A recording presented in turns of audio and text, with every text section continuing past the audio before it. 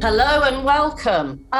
Today, there are over $1 trillion of uninsured crops around the world, but there is a solution to smallholding farmers who are looking for insurance and that they haven't been able to get. And with me today, I've got Christoph Mussenbrock and Michael Berend from Etherisc, which is trying to solve the problem, working together with Benson Juguna from ACRE Africa. So first of all, guys, tell me, what is the problem small-scale farmers in Africa are facing, and what's wrong with traditional insurance? Thank you, Adriana. I'll take the first question. In Africa, one of the major problems that we've been facing is the adverse weather effects. Due to climate change, we've seen a lot of adverse weather effects that are affecting the smallholder farmer in terms of how the agriculture outcome is happening. So, for example, if there is shortfall in terms of rainfall, then we see them suffer loss. Now, these losses lead to a lot of other associated problems. So, for example, a smallholder farmer is not that is living a very a life which is not as expensive. Meaning, if they suffer loss, the investment that they have lost has a huge impact not only on their finances but also a huge impact on their food. So it means they're having economic problems, and number two, they're also having hunger problems. So this one of the major problems that we've seen in case of loss. Then we've also seen that due to this weather problems, they are not able to get back. Once they fall down, for example, they lose money due to loss, they are not able to get back on the horse and plant again. So meaning they continue in this cycle of poverty, which now with insurance, we're trying to solve these problems. Right. So you guys at ACRE Africa have partnered with Etherisc, which is a smart contract solution. So, Michael, could you tell us perhaps a little bit about this partnership and how this is going to solve this problem? Thank you. Thank you very much for asking. I think Etherisc and ACRE Africa, we started working together. I think also looking at the context that Benson just explained, if you think about having farmers who also live in remote areas with little money to spend on insurance, find it difficult to understand how an insurance policy works, find it difficult to understand what are the conditions of an insurance policy, you need to come up with a solution that works as easy and simple as possible. Also for an insurance company and also for the farmer itself. So we have developed a solution that helps to automate an insurance policy. So the difference that you have right now is that you do not need an insurance company to go in the field to monitor what are the losses of a crop, but you use data, weather data for that. And if then the weather data is coming up and giving you also the information that, well, a certain amount of rainfall has fallen, then a payout will be made. And that is, in essence, what a smart contract does. You have an if and then rule. So if rain has fallen, then a payment is made. If a premium has been paid, then a policy will be issued. And so that is the solution that we help also to build also together with ACRE Africa. Okay. So, Christoph, perhaps you could tell me a little bit about there are parallels between this use of smart contracts and parametric insurance, and how are smart contracts perhaps better? I mean, if people don't know what parametric insurance is, it's when the policy pays out automatically, right? And I mean, this strikes me as something smart contracts are perfect for. So, is that the kind of thing that you're doing? Yes, absolutely. The idea and one of the basic problems in insurance is transparency. So the people who are insured need to trust the insurer, and especially in emerging countries, this trust is not always there. People mistrust large institutions, and because for them that's a black box. And we try to open up this black box. The farmers can always ask for their current state of their policy, and we can provide them a true record of everything what has happened by looking at the data in the blockchain, which is always traceable. We have a full audit trail of all transactions, and the farmer can follow the process, and he gets also much more timely information, so actually in real time. Every day we compute the new state of all policies, and farmers who are eligible for a payout receive a notification. And that is something which is actually completely new. The traditional processes of insurance, they are much slower. The farmer gets a notification weeks after the season has ended, and so moving that information in real time, makes a real difference. And I think that's also the case for many involved parties, because many of these microinsurance projects are subsidized by either the government or by NGOs.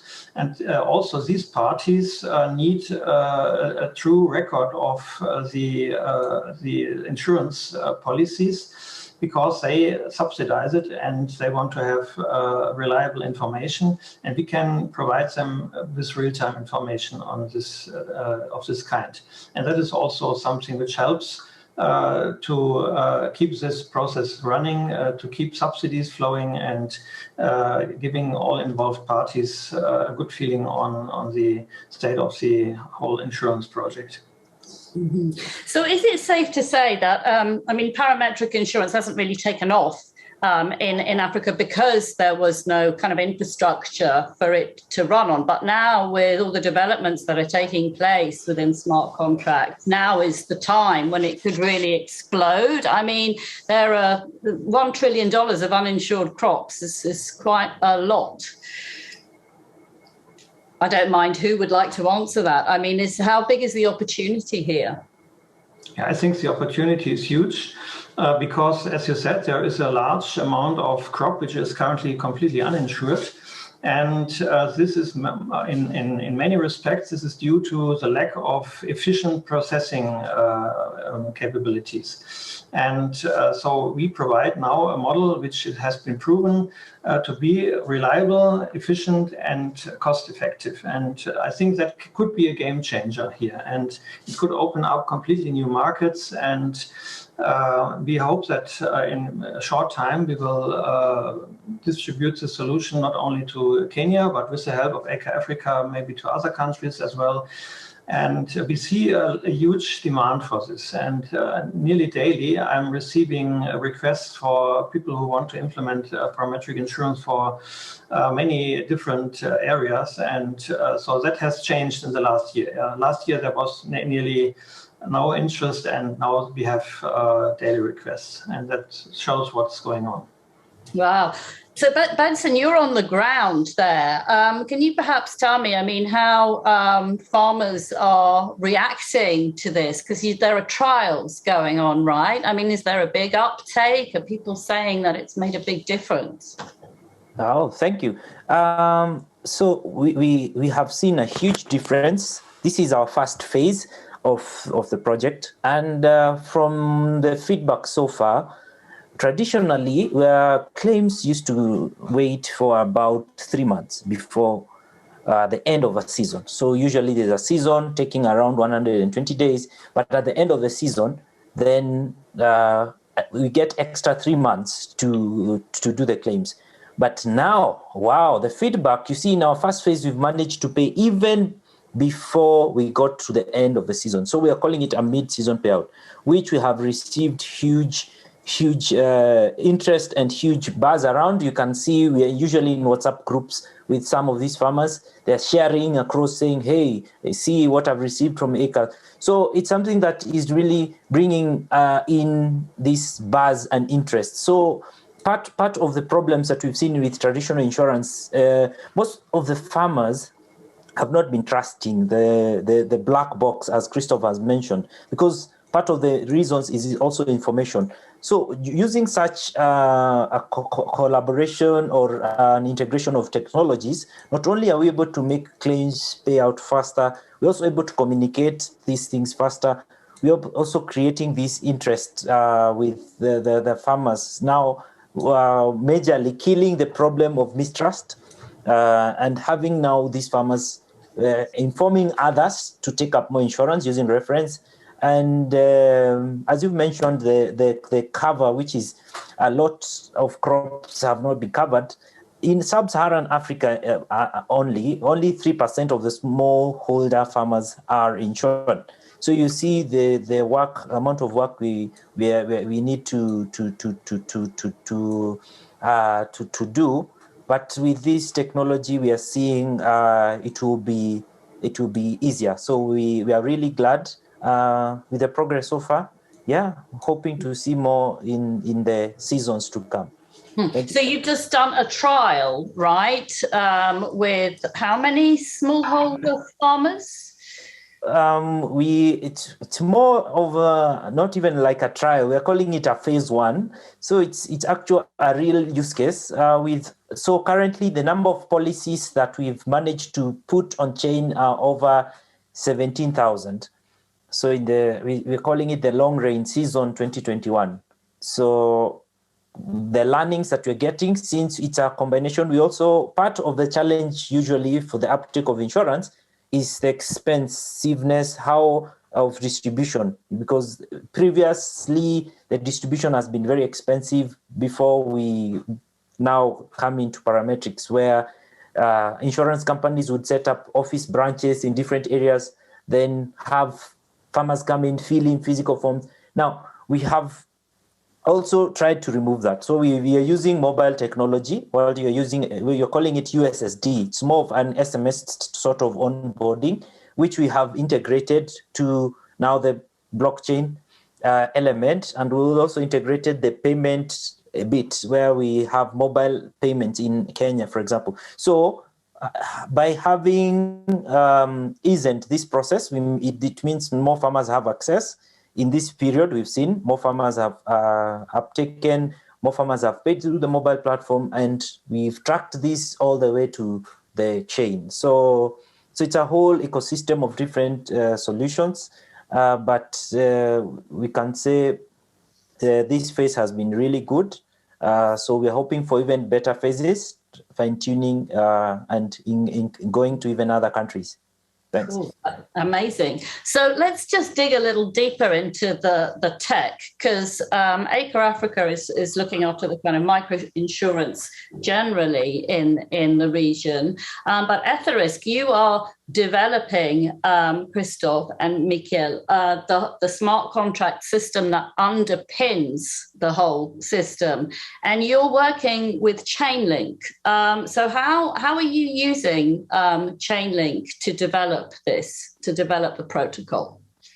Yeah, and Chainlink plays a crucial role here in our whole infrastructure, because our solutions are dealing with real-world risk. So somehow you need to get real-world data on chain, and that's the place where Chainlink comes into play, because Chainlink has developed a solution which reliably puts data on chain from the real world.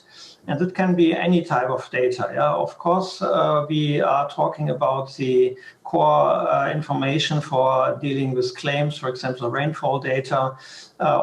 We have a parametric insurance developed together with ACRE Africa, which depends on rainfall data. The rainfall data itself is available publicly. It's satellite data, which can be downloaded, but still you need to ensure that the data is reliably transferred to the blockchain, yeah, and that there is no malicious player who would modify the data. And that can only be accomplished with a decentralized Oracle network. Now, if you have a single Oracle where you have a single interface between satellite and the blockchain, then you still would need to trust this Oracle. Yeah? And of course, you can do this for a certain time, but if the thing scales, then it becomes difficult to trust this single point of failure, so to say, and that's where a decentralized Oracle network comes into play, because then you have many participants which are economically incentivized to guarantee the validity and the correctness of the data. And that is a big achievement of Chainlink, that they build up this decentralized network, and the applications are manifold. So I have told you about rainfall data, but it does not stop with rainfall data and claims handling. But we go one step further. For example, in the future, we will have risk pools. A risk pool is a smart contract which collects capital to cover insurance risks. And many people would put their money into this smart contract, and they would receive a reward or a dividend if they lock their capital for a certain period of time and cover the risk. And now this risk pool needs to be informed about the state of the insurance contract. So that's another application where oracles come into play in the same way like what Chainlink does currently with the price feeds. Yeah? So Chainlink is the main provider of price feeds for all exchanges and DeFi projects. And if we create risk pools for insurance products, then we also need some type of a price feed. And that's also an application where Chainlink would come into play. So there are all these use cases where you need data from the real world, where we use Chainlink oracles. And currently, I think Chainlink is the leader in the field, and they have the most advanced solutions. And I think also from the spirit of the project, we are very much aligned. Yeah, so they are very open and open-minded and open sourced, and so that fits very well together. And so we are very happy to work together with Chainlink here. There's one other thing, very important thing that we should not forget to mention. It is actually, as I said, we tried to start this project. We've already tried to get to that point for 2 years. Chainlink was the first mover who decided also to support this project. Thanks to Chainlink, we could have started this project. So big thanks to Chainlink. Cool. Wow. And I know that they have given you guys a grant as well to further develop this. So you mentioned briefly before that this project could expand to other areas and other types of insurance. So, I mean, tell me the plans in the short term and then in the long term. Perhaps we could start with Benson and then move on to the rest of you. Yeah, thank you very much. So in terms of agriculture and ACRE Africa, the short-term plans would be to have other types of insurance products. So currently we started with one we're calling Bima Pima. So we have other insurance products which also have collect data like remote sense data, soil moisture index data, and picture-based index data. So that will be the direction. And the same thing, since we have done this for Kenya, then we'll be moving it to other countries, for example, in the short term, Zambia and the rest of Africa. So yeah, thanks. That's exciting, yeah. And Etherisc? Yeah, of course, we have other products also in the pipeline, which are parametric. For example, flight delay. This is our first product, which is a very simple product, but still very interesting. It's our main showcase where you can demonstrate many aspects, also including our upcoming staking solutions and other variations of the parametric insurance. Another very interesting case which we are currently working on is the hurricane insurance. That is also a project which has also some history because the team in Puerto Rico is working on this for quite a while, and they faced some major regulatory issues, and so it delayed their go live. But they have now solved all these issues, And for us, this is one of the examples that an independent team, which is not connected directly to Etherisc, is developing a product which uses our platform.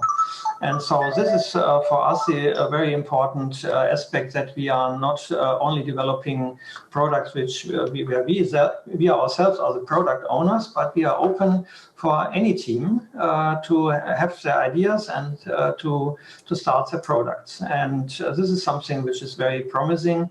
And as I said, there are a lot of requests from teams all over the world who would like to use the platform. And the platform enables the project to focus on the actual product development. And so the heavy lifting of all this processing and handling of the platform, that is done by us. And the project can fully focus on the development of the essential insurance product. So, I mean, this sounds extremely exciting and almost a revolution in terms of how insurance will work in the future. Is that fair to say? Yes, I think that could be the case, that we create a whole value chain, starting from the insured who buys the policy and ending up to the investor who provides the capital to cover the risks. And the whole chain between is covered by our platform. That's the original idea. And of course, that means that the full process is on-chain, and it only depends on people who are willing to enter this ecosystem to start it. And what we have seen in DeFi has also needed some years to develop, but then in the last summer we have seen this explosion, and everybody is doing DeFi now, and the tipping point for decentralized insurance is still to come. Yeah, we have still few projects dealing with insurance, and as far as I know, we are the only project which deals with real-world risks. Yeah, so there are some very interesting projects which deal with crypto asset insurance and so on, but these are native crypto risks. But I think there is also a huge market for real-world risks like crop, like flight delay, like car insurance, you name it. Yeah, and so we expect really a big leap forward in the next years. Amazing. I mean, I've also heard that there are even moves, or it's even already happening, to tokenize these policies, and so that they can be used within DeFi platforms. Exactly. That sounds really interesting as well. I don't know how far that is along. But Benson, perhaps you could just finish and tell us, I mean, what does this mean to the people at the moment in Kenya and the people in sub-Saharan Africa who are, having problems with insurance? And there is a problem with infrastructure as well, I know. So this presumably is possible via mobile and so it's possible for everyone to do, right? Yes. So basically, the major message that we can relay, since the farmers don't understand technology, what they understand as value because of this technology is the claims. That has been the big story. So the ability to see that we can receive claims as promised, and the ability to have clear and transparent communication that if I buy this policy worth this, I'll expect payment. If this type of event happens, then I expect this type of payment. So it's not based on human whim to decide. So it's based on facts, a certain criteria. It gives them so much confidence, and we hope to see in the coming years now the difference, because this is now using this first phase. We want to see now what is the retention rate. What is the rate of newcomers into the platform? So we're really excited to see more of this, and yes, to change the statistics and the narratives of poverty and hunger in Africa. Thank you.